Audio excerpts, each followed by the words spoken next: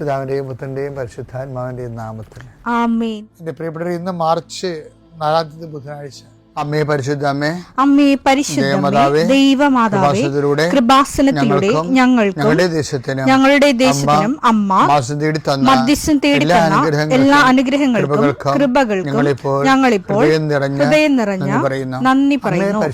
അമ്മേ പരിശുദ്ധമേ, ദൈവമാതാവേ, 2004 ഡിസംബർ 7 ഉച്ചകഴിഞ്ഞ് 2:30 കൃപാസനത്തിൽ സംഭവിച്ച അമ്മയുടെ പ്രത്യക്ഷപ്പെടലിനെ കുറിച്ച് തിരുസഭയ്ക്ക് സമർപ്പിച്ചിരിക്കുന്ന പഠനരേഖകളുടെ മേൽ സഭാത്മകമായ പഠനം ആരംഭിക്കുവാൻ ഞങ്ങൾ പ്രാർത്ഥിക്കുന്നു. അമ്മേ പരിശുദ്ധമേ, ഭൂസ്വർലോകങ്ങളുടെ രാജ്ഞിയായ അങ്ങേയ്ക്ക് ഭൗമസംരക്ഷണത്തിനായി പ്രപഞ്ചപ്രകൃതിയെ തന്നെ തിരുസഭ പ്രതിഷ്ഠിക്കുവാൻ ഈ പ്രത്യക്ഷീകരണം വഴി ഇടയാക്കണമേ. പരിശുദ്ധമേ, ജപമാല മാതാവേ, സകല കൃപാസനം പ്രാർത്ഥനയോടും ചേർത്ത് ഞങ്ങളിപ്പോൾ പ്രാർത്ഥിക്കുന്ന ഈ കുടുംബത്തിന്റെ പ്രത്യേക നിയോഗം പറ മക്കളെ.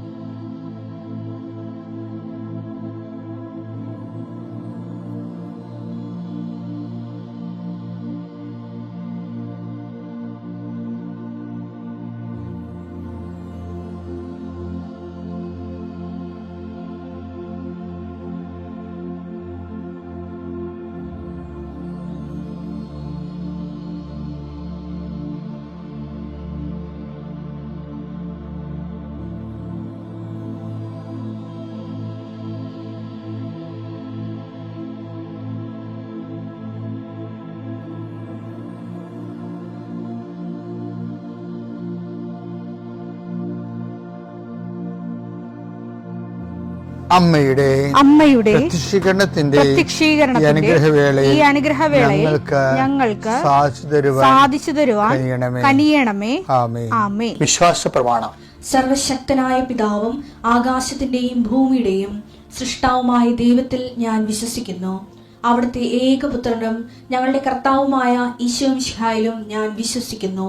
ഈ പുത്രൻ പരിശുദ്ധാത്മാവിനാൽ ഗർഭസ്ഥനായി കന്യകാമറിയത്തിൽ നിന്ന് പിറന്ന് പൊന്തിയോസ് പീലാത്തോസിന്റെ കാലത്ത് പീഡകൾ സഹിച്ച് കുരിശിൽ തറയ്ക്കപ്പെട്ട് മരിച്ച് അടക്കപ്പെട്ട് പാതാളങ്ങളിൽ ഇറങ്ങി മരിച്ചവരുടെ ഇടയിൽ നിന്ന് 3-ാം നാൾ ഉയർത്ത് സ്വർഗത്തിലേക്ക് എഴുന്നള്ളി സർവശക്തിയുള്ള പിതാവായ ദൈവത്തിന്റെ വലതുഭാഗത്തിരിക്കുന്നു. അവിടെ നിന്ന് ജീവിക്കുന്നവരെയും മരിച്ചവരെയും വിധിക്കുവാൻ വരുമെന്നും ഞാൻ വിശ്വസിക്കുന്നു. പരിശുദ്ധാത്മാവിലും ഞാൻ വിശ്വസിക്കുന്നു. വിശുദ്ധ കത്തോലിക്കാ സഭയിലും പുണ്യവാന്മാരുടെ ഐക്യത്തിലും പാപങ്ങളുടെ മോചനത്തിലും ശരീരത്തിന്റെ ഉയർപ്പിലും നിത്യമായ ജീവിതത്തിലും ഞാൻ വിശ്വസിക്കുന്നു. ആമേൻ. സ്വർഗ്ഗസ്ഥനായ ഞങ്ങളുടെ പിതാവേ, അങ്ങയുടെ നാമം പൂജിതമാകണമേ. അങ്ങയുടെ രാജ്യം വരണമേ. അങ്ങയുടെ തിരുമനസ് സ്വർഗത്തിലെ പോലെ ഭൂമിയിലും ആകണമേ. അന്നു വേണ്ടുന്ന ആഹാരം ഇന്ന് ഞങ്ങൾക്ക് തരണമേ.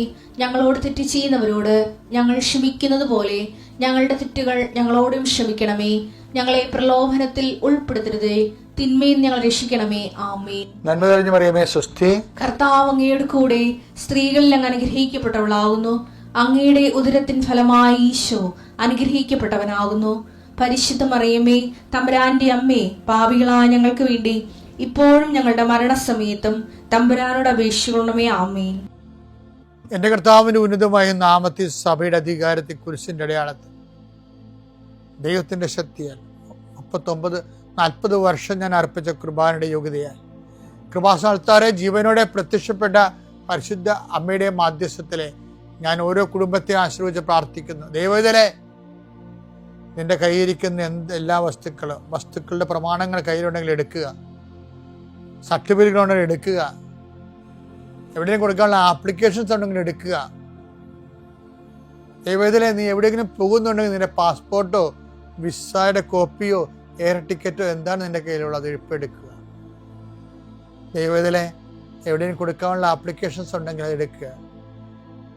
കൃപാസന മാതാവിനെ കാണിച്ചുകൊണ്ട് പ്രാർത്ഥിക്കുക. ഞാനിപ്പോൾ നിന്നെ ആശ്രയിച്ച് പ്രാർത്ഥിക്കുക.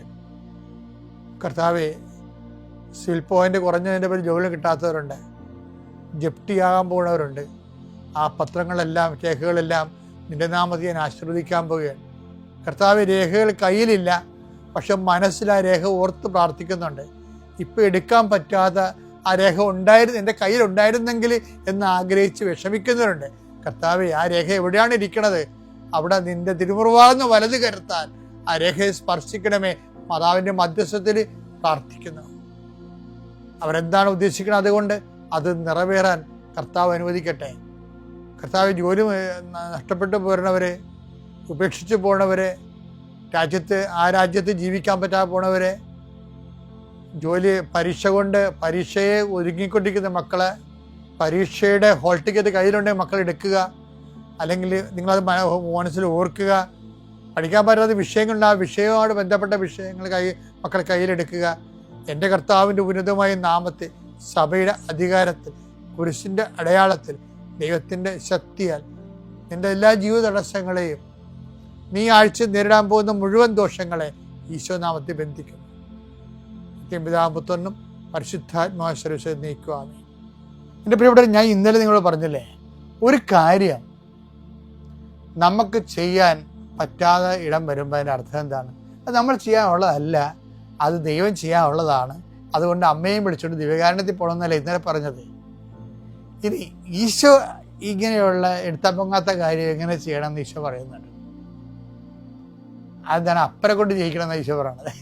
എടുത്താൽ പൊങ്ങാത്ത കാര്യം, അതുപോലെ വലിയ കാര്യങ്ങളില്ലേ, അതെന്ത് ചെയ്യണം? അത് അപ്പനെ കൂടി അതിൻ്റെ അകത്ത് കൂട്ടി ഇറക്കണമെന്ന്. യോഹന്നാൻ 14:10 ഞാൻ പിതാവിലും പിതാവ് എന്നിലുമാണെന്ന് നീ വിശ്വസിക്കുന്നില്ലേ? ഞാൻ നിങ്ങളോട് പറയുന്ന വാക്കുകൾ സ്വമേധയാ പറയുന്നതല്ല, പ്രത്യുത എന്നിൽ വസിക്കുന്ന പിതാവ് തന്റെ പ്രവൃത്തികൾ ചെയ്യുകയാണ്. ഇതൊരു ഭയങ്കര രസമുള്ളൊരു ഇക്വേഷനാണ്. അതായത് നമ്മൾക്ക് ഒരു കാര്യം എടുത്താൽ പൊങ്ങാതെ വന്നാൽ നമ്മൾ തന്നെ അതിൻ്റെ അകത്ത് കഷ്ടപ്പെട്ട് എടുക്കണമെന്നല്ല അതിനർത്ഥം. ദൈവത്തെ ആ ലിഫ്റ്റിങ്ങിൽ പങ്കാളിയാക്കണമെന്നാണ്. അപ്പം ചില കാര്യങ്ങൾ മനുഷ്യന് എന്തും ചെയ്യാൻ പറ്റുമെന്നുള്ളതാണ് എനിക്ക് മനസ്സിലായത്. ഇപ്പം ഞാൻ ഓർക്കുകയും, ഈ ഫ്രാൻസിസ് അസിസിയൊക്കെ ഇല്ലേ, 45 വർഷമേ ജീവിച്ചിട്ടുള്ളൂ. ആ ഫ്രാൻസിസ് സേവിയർ 45 വർഷമേ ജീവിച്ചിട്ടുള്ളൂ. ഈ രണ്ട് കക്ഷികളും അവരുടെയൊക്കെ പേരിൽ ഇന്നും എന്തുമാത്രം അത്ഭുതങ്ങളും എന്തുമാത്രം സഭാപ്രവർത്തനങ്ങളാണ് നടക്കുന്നത്. അവരാണ് ചെയ്യണത്, അതല്ല. അവരിൽ ക്രിസ്തു വസിച്ചുകൊണ്ട് ക്രിസ്തു ചെയ്യുന്ന കാര്യങ്ങളാണ്. ഇതിലെ കുറച്ച് ശേഷമൊക്കെ മരിക്കുമ്പോൾ 24 വയസ്സേ ഉള്ളൂ. ഇപ്പം നമുക്ക് കാർലോ അക്വിറ്റസ് ദിവ്യകാരുണ്യത്തിൻ്റെ സ്വന്തം വിശുദ്ധനാണ്. അപ്പം അവരെന്താ ചെയ്തിരുന്നത്? എൻ്റെ ദൈവത്തിലെ ഇങ്ങനെ 60 കൊല്ലമേ 90 കൊല്ലമേ വിശ്വാസിയായി ജീവിക്കണമല്ല. അക്വിറ്റസിനൊക്കെ പോലെയൊക്കെ 15 കൊല്ലം ജീവിച്ചാൽ മതി. അത് അക്വിറ്റസൊക്കെ ഉയർത്തുന്ന ആവേശം എന്ന് പറഞ്ഞാൽ നിസ്സാര ആവേശമല്ല. വെറും 15 കൊല്ലം ജീവിച്ചാൽ മതി. പക്ഷെ ജീവിക്കുമ്പോൾ അത് ഒന്നൊന്നര ജീവിതമായിരിക്കണം. അവരൊക്കെ വിശ്വാസം ഉറക്കണമെങ്കിലേ, എനിക്ക് അക്വിറ്റസിലൊക്കെ ഉണ്ട് 6ാമത്തെ വയസ്സിൽ തന്നെ വിശ്വാസം ഉറച്ച ആൾക്കാർ. അവരതല്ലേ എല്ലാ നിമിഷവും ഈ ദിവ്യകാരുണ്യത്തിനെ കുറിച്ച് ചിന്തിക്കുകയും ആലോചിക്കുകയും ദിവ്യകാരുണ്യം തലക്കടിക്കുകയും അതനുസരിച്ച് അതിൻ്റെ പുകഴ്ചയ്ക്ക് വേണ്ടി പ്രവർത്തിക്കുകയും പ്രാർത്ഥിക്കുകയും ചെയ്തുകൊണ്ട് കർത്താവിൻ്റെ കൂടെ ജീവിക്കുകയാണ്. അപ്പോൾ എന്താണ്? അവരിലൂടെ കർത്താവ് പ്രവർത്തിക്കുക. ഈശോ അങ്ങനെ പറഞ്ഞിട്ടുണ്ട്, നിങ്ങൾ എൻ്റെ കൽപ്പന പാലിച്ച് എന്നിൽ വസിക്കുന്ന പോലെ, അല്ലേ? സുഭാഷിതം 13:22. ഉത്തമനായ മനുഷ്യൻ തന്റെ അവകാശം തലമുറകളിലേക്ക് കൈമാറുന്നു. ഈ അവർ ജീവിച്ചിരുന്ന കാലത്ത് അവരിലൂടെ ഈശോ എന്താ പറഞ്ഞത്? ഞാൻ എൻ്റെ പിതാവിൻ്റെ കൽപ്പനകൾ പാലിച്ച് അവിടുത്തെ സ്നേഹത്തിൽ വസിക്കുന്ന പോലെ എൻ്റെ കൽപ്പനകൾ പാലിച്ചാൽ നിങ്ങളും എൻ്റെ സ്നേഹത്തിൽ വസിക്കും. കഴിഞ്ഞ ദിവസം നമ്മൾ കണ്ടതാണിത്. ഇനി യോഹന്നാൻ 15:7 വായിച്ചേ. നിങ്ങൾ എന്നിൽ വസിക്കുകയും എന്റെ വാക്കുകൾ നിങ്ങളിൽ നിലനിൽക്കുകയും ചെയ്യുന്നെങ്കിൽ ഇഷ്ടമുള്ളത് ചോദിക്കാം, നിങ്ങൾക്ക് ലഭിക്കും. അപ്പൊ എന്തും ചോദിക്കാന്നൊരു അർത്ഥം. അപ്പൊ എന്ന് വെച്ച് കഴിഞ്ഞാൽ വിഷയം എന്ന് വെച്ച് കഴിഞ്ഞാല് 14:10 വരുമ്പോ ഇത് ഈ ഇതല്ല. യോഹന്നാൻ 10, 15, 7 പൂർണ്ണമാകണത് 14:10 തോന്നുന്നത്. എന്താ വെച്ചാൽ ഞാൻ എൻ്റെ പിതാവിൻ്റെ കൽപ്പന പാലിച്ചു. ഇത് ഉടമ്പടിയാണ് ഈ പറഞ്ഞത് കേട്ടോ. ഉടമ്പടി അതല്ലേ? പിതാവിൻ്റെ കൽപ്പന പാലിച്ച് പുത്രൻ ജീവിക്കുന്നു, പുത്രൻ്റെ കൽപ്പന പാലിച്ച് സഭ ജീവിക്കുന്നു, അതല്ലേ ഉടമ്പടി. അപ്പം ആ ഉടമ്പടിയിൽ എന്താ ആ ഉടമ്പടിയുടെ റിസൾട്ട് എന്താണ്? ഞാൻ പിതാവിലും പിതാവ് എന്നിലുമാണെന്ന് നീ വിശ്വസിക്കുന്നില്ലേ? ഞാൻ നിങ്ങളോട് പറയുന്ന വാക്കുകൾ സ്വമേധയാ പറയുന്നതല്ല. പ്രത്യുത എന്നിൽ വസിക്കുന്ന പിതാവ് തന്റെ പ്രവർത്തികൾ ചെയ്യുകയാണ്. അത് വലിയ പ്രവർത്തികളാണത്. അപ്പൊ അത് നമ്മളെങ്ങനെ ചെയ്യും? നമ്മൾ എന്താ ചെയ്യാന്ന് പറഞ്ഞിട്ടല്ല, നമ്മൾ ചെയ്യേണ്ട കാര്യം പോലും ഇല്ല. എന്താ കാര്യം? ഈശോ അതിന്റെ രീതി അനുസരിച്ച് നമ്മൾ ഉടമ്പടിയിൽ പെർഫെക്റ്റ് ആയി കഴിയുമ്പോൾ ദൈവം നമ്മൾ വസിച്ചുകൊണ്ട് ദൈവത്തിൻ്റെ പ്രവർത്തികൾ ചെയ്യും, ദൈവത്തിൻ്റെ റേഞ്ചിൽ ചെയ്യും. അപ്പം അതുകൊണ്ട് എപ്പോഴും നമ്മൾ ശ്രദ്ധിക്കേണ്ട കാര്യം, എല്ലാ പ്രവർത്തനങ്ങൾക്കും ഒരു ലിഫ്റ്റിംഗ് ഉണ്ട്. നമ്മൾ ഉടമ്പടി സത്യസന്ധരാണ് ദൈവത്തിന് തോന്നിയാൽ ദൈവം തന്നെയായിരിക്കും നമുക്ക് വേണ്ടി ചെയ്തിട്ട് അത് നമ്മുടെ അക്കൗണ്ടിലാക്കി തരും. അങ്ങനെയാണ് നമ്മൾ വലിയ വലിയ കാര്യങ്ങളിലേക്ക് ദൈവത്തിന് വേണ്ടി ഇവിടെ പൂർത്തിയാക്കുന്നത്. അപ്പം നിങ്ങൾ വലിയ കാര്യങ്ങളെക്കുറിച്ച് ചിന്തിക്കണേ.